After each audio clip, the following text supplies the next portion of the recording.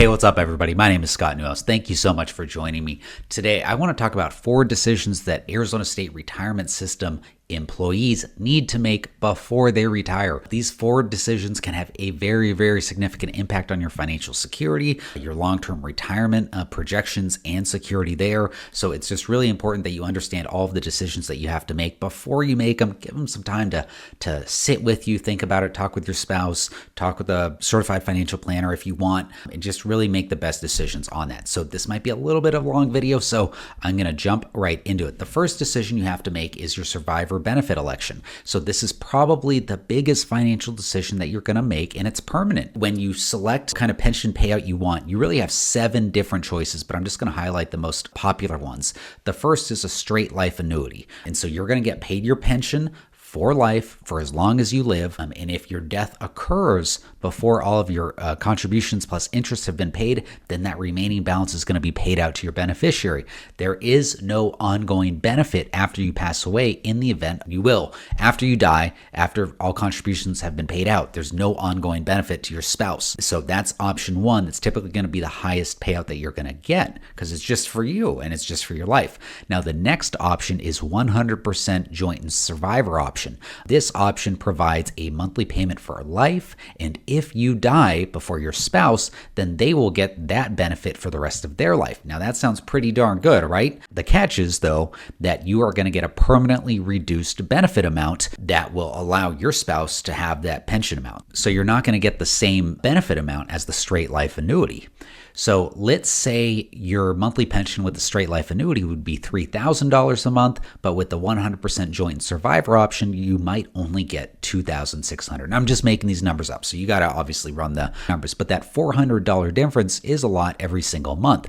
So just as a quick example, let's say that your straight life annuity would be $3,000 a month, but if you choose the 100% joint and survivor option, you would only get $2,600 a month. Now that's quote unquote only $400 a month, but I think that's a pretty decent amount of money, and it's something that you're going to have to deal with for the rest of your life. Now, I am just spitballing numbers. You got to log into the system and see what it is for you in your specific case. Now, the third main option, I'm putting up all the options on the screen, is there's a certain period annuity payout. So you can get an annuity payout for 5 years, 10 years, or 15 years. And then if you make it past that period, then your pension will readjust down to the straight life amount.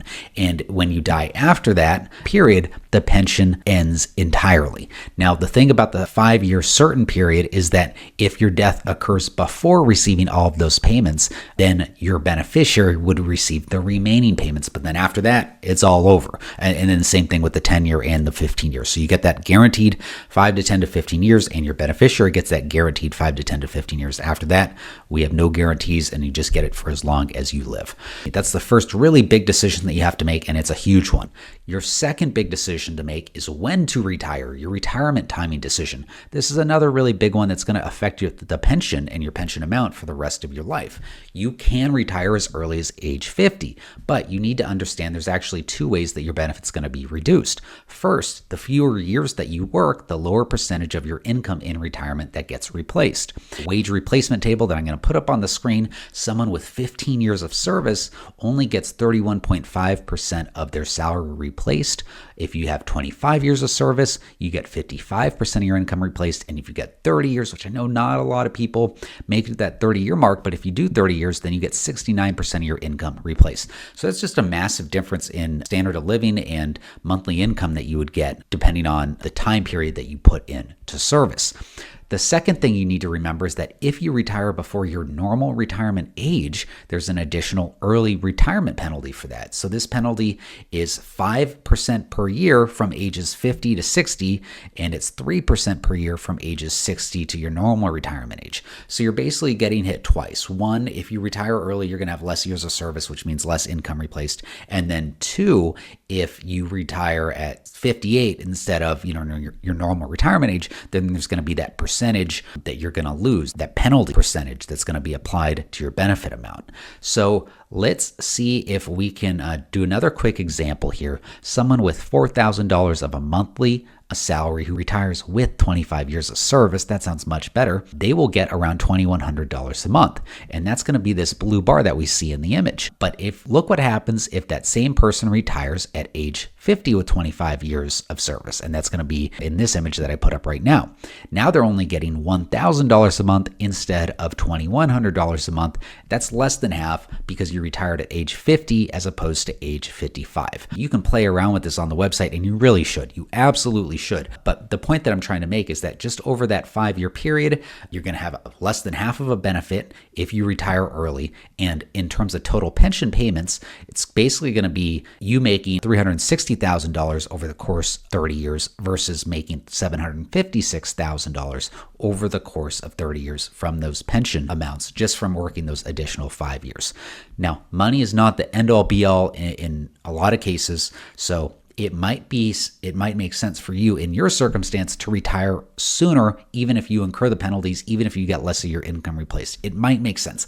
I just don't want you to do this without running the numbers and really understanding, one, we're not going to get inflation protection on the pension amount. So you're just going to be stuck with that $1,000, $2,000, whatever it is in the pension. You're just going to be stuck with it for the rest of your life, plus those other two penalties that I mentioned before. So I just want you to have eyes wide open if you choose the early payment option. The third decision you have to make is, do you want to work after retirement? Some retirees, especially in the Arizona state system, they want to go back to work in some capacity, but I really just want you to understand all the rules. If you are working for a non-Arizona state retirement system employer, then you can work immediately with no restrictions. All good. Just have at it. Go do whatever interests you. Now, if you want to work for an ASRS employer again, going back to the same employer or even trying something new within the system, within the Arizona state system, there's waiting periods, there's hour limitations, and there's earning restrictions. So the key rule to understand is really the 20/20 criteria. If you work for 20 hours or more per week for 20 weeks or more per year, then your pension's going to be suspended, and then you're going to be an active member again. And so that's obviously why your pension's suspended, because you'd be contributing into the system again. And so they'd have to pause the pension payments, and then you'd have to wait until you retire again to do it. So if you want to work again after you retire originally and get the pension, you've got to ask yourself, do I want something part-time, less hours with the Arizona state system that I can do and do comfortably, or do I want to go work in the private sector away from the system and not have to worry about those pension limitations? The fourth big decision that you have to make is healthcare, and especially healthcare in retirement. What I want everyone in the system to know is that there's a really great health insurance premium benefit of anywhere from $50 to $260 a month towards your health insurance premiums, depending on your years of service. Obviously, the more years of service, the bigger benefit you get. And you do need to have 5 or more years of service, and you need to keep ASRS eligible health insurance coverage. But let's say you've got 30 years of service, that's $260 a month that you would get over 15 years of your retirement. That's $47,000. That's fantastic. But again, the key caveat here is that this only applies to ASRS sponsored health insurance plans or non-subsidized employer coverage. So you lose it if it is a private health insurance plan or some kind of plan that you get through the ACA marketplace. You can still receive this benefit when you become Medicare eligible also, but you have to enroll in the ASRS Medicare plan, and the benefit amount is reduced a little bit. So those are really nice benefits. You've obviously got to make sure that the plan that you're looking at in health insurance is the one that you want, and it's in the ASRS, so you can get that monthly benefit. And maybe the plan's great for you and your family, maybe it's not, but just look at the numbers, see what makes sense for you, and see if it's going to be worthwhile for you. So these 4 decisions, they're really monumental, honestly, and they obviously don't exist in isolation. They all affect each other, and they all have a place in your financial plan. So as you're leading up to retire from the Arizona State retirement system, you've really got to map out a strategy of when you're going to make all of these decisions, how you're going to make them, how it's going to affect your retirement income, your retirement longevity, your happiness in retirement, especially when it comes to work and what you're going to do after you retire. So if you do not have a concrete, clear financial plan of how you're going to approach your retirement, I really would encourage you to reach out to a certified financial planner, maybe someone like myself. I'd be happy to meet with you. If you want to go to forthrightfinances.com, you can book a free consultation. Hope this helps. I'll see you next time. Bye.